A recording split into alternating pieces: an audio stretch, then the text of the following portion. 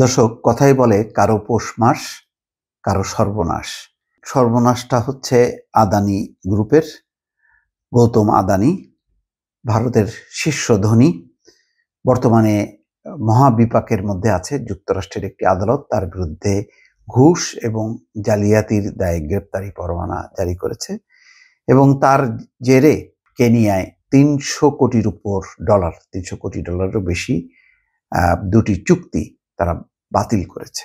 এখন বলা হচ্ছে তাহলে বাংলাদেশের কি হবে? বাংলাদেশ কি চুক্তি বাতিল করবে নাকি করবে না? এরকম যখন কি আলোচনা এবং উচ্চ আদালত যখন একটি কমিটি গঠনের নির্দেশ দিয়েছে, তেমন একটি প্রেক্ষাপটে দ্য হিন্দু, ভারতীয় গণমাধ্যম, তারা একটি প্রতিবেদন করেছে। সেখানে বলা হচ্ছে যুক্তরাষ্ট্রে আদানির বিরুদ্ধে মামলা, বিদ্যুৎ চুক্তিতে সুবিধা পেতে পারে বাংলাদেশ।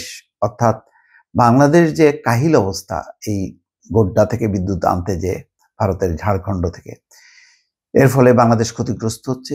এখন আদানি গ্রুপ নিজেই চিন্তা করছে বা ভারত চিন্তা করতে পারে যে বাংলাদেশকে কিছু সুবিধা দিয়ে যাতে বাংলাদেশ এই ব্যাপারে চুক্তি বাতিল না করে এবং বাংলাদেশ যাতে এইরকম বিপদের মধ্যে আদানি গ্রুপ থেকে সরে না যায়। হয়তো এরকম একটি আলোচনা চলছে। সেই আলোচনার প্রেক্ষিতে দ্য হিন্দু রিপোর্ট করেছে, যেটি বাংলা ট্রিবিউন প্রকাশ করেছে।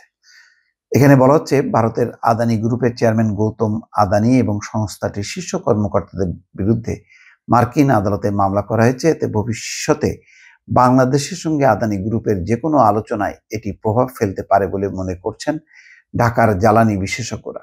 ভারতীয় সংবাদ মাধ্যম দ্য হিন্দু এই খবরটি জানিয়েছে।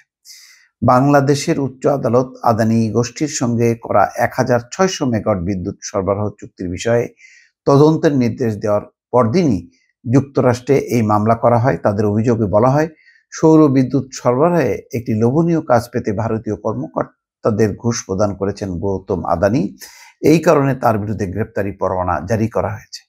শেখ হাসিনা সরকারের সময়ই আদানি প্রকল্পের চড়া মূল্য নিয়ে প্রশ্ন উঠেছিল। ২০২৩ সালের ফেব্রুয়ারিতে আদানি পাওয়ারের কাছে দাম পুনর্বিবেচনার অনুরোধ জানায় পিডিবি। আদানি প্রতি মেট্রিক টন কয়লার দাম ৪০০ মার্কিন ডলার দাবি করেছিল।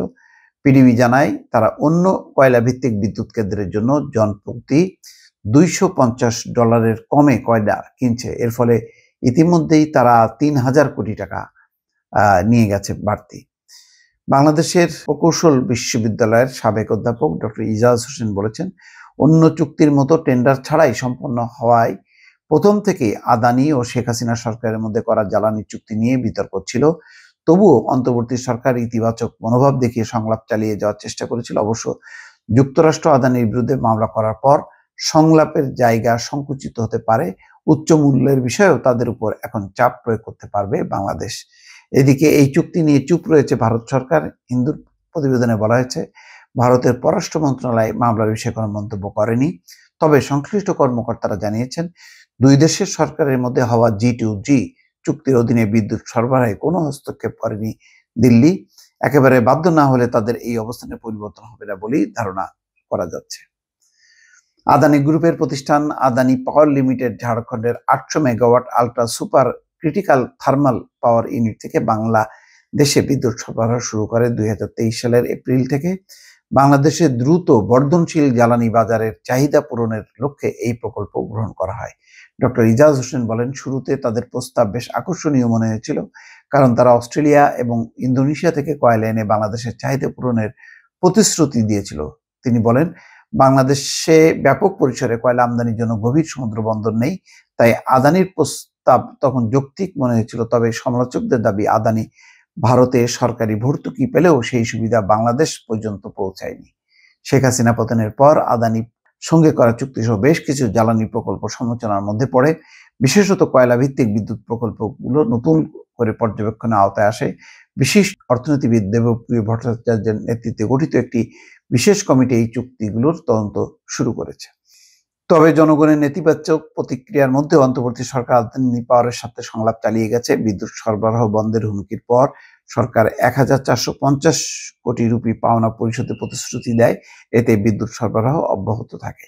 ঢাকার উচ্চ আদালত সম্প্রতি আদানি চুক্তির বিষয়ে উচ্চ পর্যায়ে তদন্ত নির্দেশ দিয়েছে। এতে পুরো চুক্তিটি পুনর্বিবেচনার একটি নতুন সুযোগ তৈরি হয়েছে। যাই হোক, বিষয়টি বোঝা যাচ্ছে যে এখন যেহেতু আদানি গ্রুপ চাপে পড়েছে এবং তাদের জালিয়াতি, ঘুষ এই বিষয়গুলো যুক্তরাষ্ট্রের আদালতে প্রমাণিত হয়েছে, এখন বাংলাদেশ এই দর কষাকষি করে এই চুক্তি বাতিল করা বা যেটি হওয়া উচিত, এই যে $250 পার মেট্রিক টন যে কয়লা, সেই বিষয়টি হয়তো তারা পুনর্বহাল করতে পারে।